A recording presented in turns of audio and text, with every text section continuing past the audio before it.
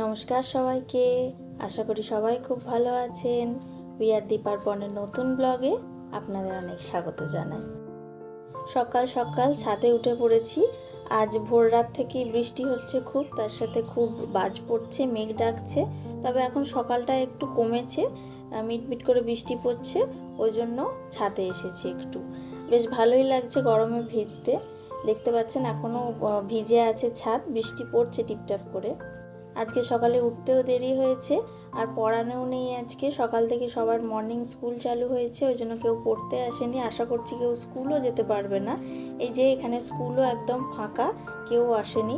আর সকাল থেকে ভালোই মেঘ ডাকছে আর বাজ পড়ছে, তো স্কুলে কেউ যেতে পারবে না। আর ওই সময়টাতেই হয়েছে 6টা সাড়ে 6টা থেকে সবাইকার স্কুল, তো ওই সময়টা থেকেই মেঘ ডাকাটা আর বৃষ্টি পড়াটা খুব বেড়েছে। আর এই চারপাশে একবারে কেউ লোকজন নেই, সবাই বাড়িতে। আমিও একটু বৃষ্টিটা উপভোগ করব বলে ছাদে এসেছি। তবে সকাল থেকে যেরকম হচ্ছিল তার থেকে একটু কমেছে বলেই ছাদে আসতে পারলাম, না হলে যা মেঘ ডাকছিল। নিচে চলে এলাম, বাগানে কতটা জল জমেছে দেখতে এলাম। অর্পণ ঘাই কেটে দিয়েছে, জল জমারও কথা নয়, সব জল বেরিয়ে চলে গেছে।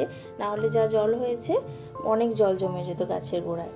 আর এই খেজুর গাছটা থেকে খেজুর পড়ে পড়ে এত খেজুর জমছে, নোংরা হচ্ছে আটিগুলো, তা বলার কথা নয়। বোন সেদিনে ঝাড় দিয়েছে, কতগুলো খেজুর পেরেছে, আর বাকি পুরনোগুলো ঝাড় দিয়ে দিয়েছে, থেতলে যাচ্ছে। বাগানটা একদম নোংরা হচ্ছে খেজুরগুলোর জন্য। ভেতরে কয়েকটা দেখছি আমও পড়ে আছে। অর্পণ ঢুকলে বলতে হবে আমগুলোকে বের করে দিতে। শিরশির করে এখনো জল যাচ্ছে। কয়েকটা গাছের দানা চাড়িয়েছে অর্পণ, কিছু কিছু গাছ বেরিয়েছে, বৃষ্টির জল পেয়েছে তো এর আগের দিন। আর শাকও চাড়িয়েছিল, লাল শাক চাড়িয়েছিল। লাল শাকের সাথে মনে হয় সাদা নোটে শাকের দানা ছিল, তো সেগুলোও বেরিয়েছে। অর্পণ বাজার করতে গেছিল, ওই যে আসছে সাইকেলে করে, রেনকোট মাথায় দিয়ে। আজকে সকালে ঠিক হলো যে খিচুড়ি হবে, সেই জন্য ও বাজার করতে গেছিল। এক মুখ হেসে একবারে বাজার নিয়ে আসছে। সকালে রান্নাবান্না চাপানো হয়েছে, আর দুপুরে খিচুড়ি হবে। কিন্তু যতবারই আমরা খিচুড়ি করেছি আগের বছর বর্ষাকালে, ততবারই খাওয়ার সময় রোদ উঠে গেছে। আজকে কি হবে জানি না। শীতকালে খিচুড়ি হলো তো বাঁধাকপির তরকারি লাগেই। এবার বর্ষাকালের খিচুড়িতে কি তরকারি করব, তাই ভাবা হলো যে তাহলে শাক আনতে বলা হোক, ডেঙ্গু শাক আনতে বলা হোক। তো ডেঙ্গু শাক দিয়ে লাবড়া মতো করা হবে একটু, তো সবজি সবই ছিল। আর ডিম ভাজা করা হবে, কিন্তু ওরা বললে ডিম ভাজা খাবো না, ডিম কুচি কুচি করে খিচুড়িতে দিয়ে দাও। তাই হবে। তো বোন এদিকে শাক কাটতে বসে গেছে, আমি ওদিকে বাকি রান্নাগুলো করব। আর জলখাবারের মতোও তো কিছু করতে হবে সবার খাওয়ার। এমনিতেই ঘুম থেকে উঠতে দেরি হয়ে গেছে, তার উপর বসে বসে বেশ আমেজ করে চা খাওয়া হলো। তো একটু আধটু সবাই মিলেই কাজবাজ শেয়ার করতে হবে। বৃষ্টিটা মাঝে মাঝে জোরে পড়ছে, আবার মাঝে মাঝে দেখছি কমে যাচ্ছে। কিন্তু এটাই ভালো যে কারেন্টটা আছে, নাহলে বৃষ্টি হলেই তো একবারে কারেন্ট চলে যায়। এদিকে আমি জলখাবারের মতো রান্না বসিয়ে দিয়েছি, জলখাবারেও তো কিছু খেতে হবে, তারপর না হয় খিচুড়ি তোড়জোড় করা যাবে। জলখাবারে খেয়েই ভেবেছি একবারে চাপাবো। এখন বাকি জলখাবারের মতো রান্নাটা সেরে নিই। এখানে আলু পেঁয়াজ কুঁদরি ফল ভাজা হচ্ছে, আর থোড় ভাজা হবে। খিচুড়ির সাথে আলু আর পটল ভাজা হবে, সেগুলো আমি ভেজে নিলাম। তারপর খিচুড়ির আলুটা সেদ্ধ করতে দিয়ে সেগুলোও ভেজে নেব। সিদ্ধ চালের খিচুড়ি হলে আলুগুলো সেদ্ধ করতে হয় না, আলুগুলো ভাতের সাথে দিলেই সেদ্ধ হয়ে যায়। কিন্তু যেহেতু আমাদের গোবিন্দভোগ চালের খিচুড়ি করব, তো ওগুলোতে তো আলু একটু সেদ্ধ করতেই হবে, নাহলে আলু সেদ্ধ হবে না, তাড়াতাড়ি হয়ে যাবে। তো একটু পেঁয়াজ রসুন দিয়েই করব। শীতকালের খিচুড়ি যেমন সবজি দিয়ে করা হয়, তো সেরকম তো হবে না, কিছু সবজি নেই সেরকম দেওয়ার মতো, শুধু আলু দেব, সেই জন্য একটু পেঁয়াজ রসুন দিয়েই করব।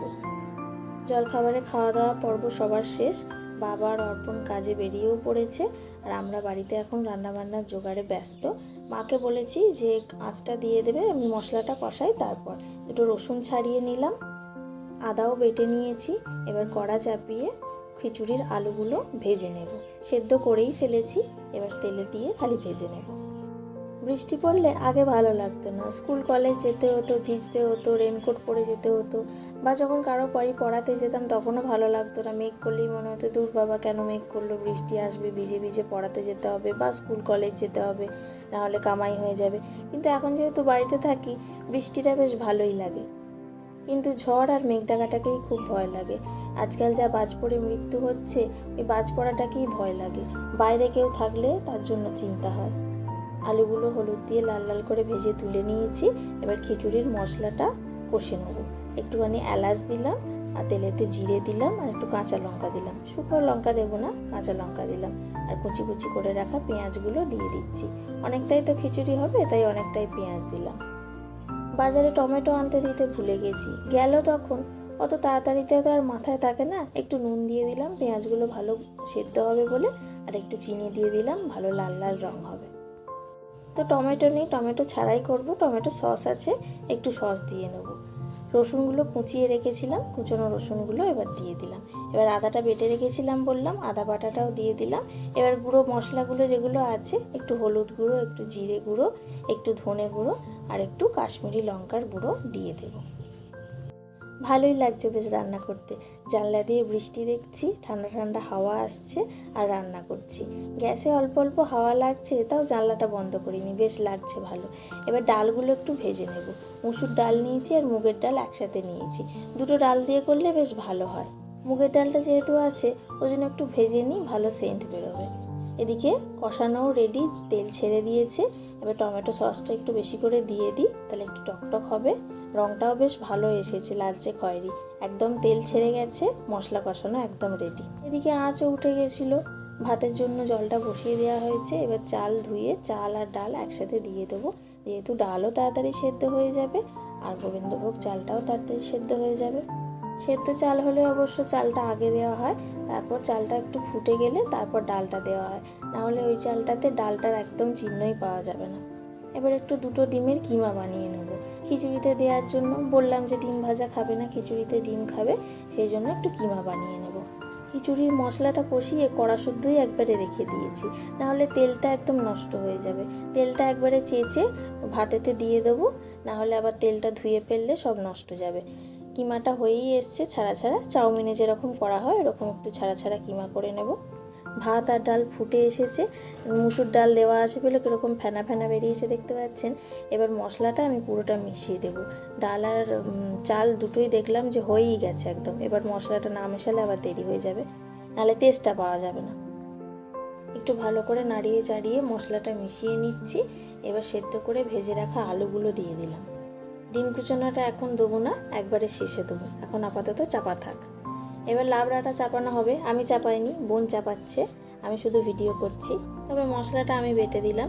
তেল দিয়ে দিয়েছে, তেলের মধ্যে তেজপাতা আর শুকনো লঙ্কা দুটো দিয়ে দিল, আর 5 ফোড়ন বেশি করে। আমি একটু সাইডে আছি হেল্প করে দেওয়ার জন্য। এবার সবজিগুলো ভেজে নেবে। আলু দিল প্রথমে, তারপর থোড় কুচি ভালো করে ভেজে নিয়ে, এগুলো কিছুই সেদ্ধ করা নেই, সবই একবারে কড়াতেই সেদ্ধ হবে। আলু আর থোড় ভেজে নিয়ে এরপর পটল, ঝিঙে, কুমড়ো একবারে খোলা শুদ্ধ কেটেছে, সব কিছু বড় বড় করে কাটা আছে, সব এবার আস্তে আস্তে ভেজে নেব। একটুখানি নুন আর একটুখানি হলুদ দিয়ে দিলাম। খিচুড়ির সাথে লাবড়াটা আমাদের খুব একটা হয় না, তবে এবারে সবাইকার ইচ্ছা হলো খাওয়ার জন্য, ওই জন্য হচ্ছে। এবার শাকগুলো, ডাঁটা বেশি দেওয়া আছে, শাক কম দেওয়া আছে। এবার শাকগুলো দিয়ে ভালো করে ভেজে নিক। এদিকে খিচুড়ির কি অবস্থা দেখি। একটু ধনেপাতা কুচিয়ে রেখেছিলাম, ধনেপাতাগুলো দিয়ে দিলাম। একটু ভালো করে নেড়ে দিই। গন্ধটা তো খুব ভালোই হয়েছে আর রঙটাও ভালো এসেছে, চেখে দেখতে হবে। ডিম কুচনোগুলোও এবার দিয়ে দিলাম। খিচুড়ি একদম রেডি। টেস্ট করে এবার দেখতে হবে নুন মিষ্টি কীরকম হয়েছে। নুন তো দেওয়াই আছে, এবার টেস্ট করাই। লাবড়াটা অনেকক্ষণ ধরে ভাজা হচ্ছে, মানে সবজিগুলো ভাজা হচ্ছে। এবার একটু আদা বেটে রেখেছিলাম, সে আদা বাটাটা বোন দিয়ে দিল, আর একটু জিরের গুঁড়ো, একটু ধনের গুঁড়ো আর হলুদ তো দেওয়াই আছে, যদি আরও লাগে পরে দেওয়া হবে। নাড়তে নাড়তে লাবড়া একবারে রেডি, এবার নামিয়ে ফেলবে। এবার খাওয়ার সময় একটু তেলে ভাজা ভাজবো, এটা গরম গরম না হলে ভালো লাগে না। কুমড়োটা যা ছিল সব লাবড়াতে দিয়ে দিয়েছে, সেজন্য আলু দিয়েই করছি। পটল ছিল, পটল দিয়ে আর করলাম না, গোল গোল করে আলু দিয়ে করছি। বেসনটা একটু কম গোলা হয়ে গেছে, ওই জন্য একটু পাতলা পাতলা হয়ে যাচ্ছে। খিচুড়ি হলে আমি আবার বেশিক্ষণ একদম খিদে সহ্য করে রাখতে পারি না। খিচুড়ি যেহেতু খেতে খুব ভালোবাসি, তাই ওদিকে বাটতেও লাগবো, এদিকে ভাজতেও লাগছি।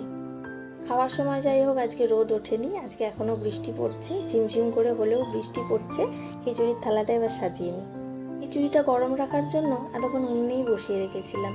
একবার করে মাঝে মাঝে নেড়ে দিচ্ছিলাম যাতে তলায় না ধরে যায়। একদম ধোঁয়া উঠছে গরম গরম খিচুড়ি, আর তেলে ভাজাটাও একবারে গরম গরম। এরকম ওয়েদারে গরম গরম খিচুড়ি খেয়ে আর দুপুরবেলা দারুণ ঘুম হবে। আমি তো অবশ্যই ঘুমোবো। খিচুড়ি বাড়া হয়ে গেছে, এবার লাবড়া দিয়ে দিলাম, পটল ভাজা আর দুটো দিলাম, আর আলু ভাজা আর তেলে ভাজা দিয়ে দেবো। চলুন আমরা খাওয়া দাওয়া করে নিই। তাহলে আজকের ভিডিওটাও এখানে শেষ করছি। ভিডিওটি ভালো লাগলে অবশ্যই লাইক করবেন। যারা এখনও আমাদের চ্যানেল সাবস্ক্রাইব করেননি তারা অবশ্যই সাবস্ক্রাইব করবেন। যারা ফেসবুক পেজ থেকে দেখছেন তারা অবশ্যই ফলো করবেন। সকলকে ধন্যবাদ।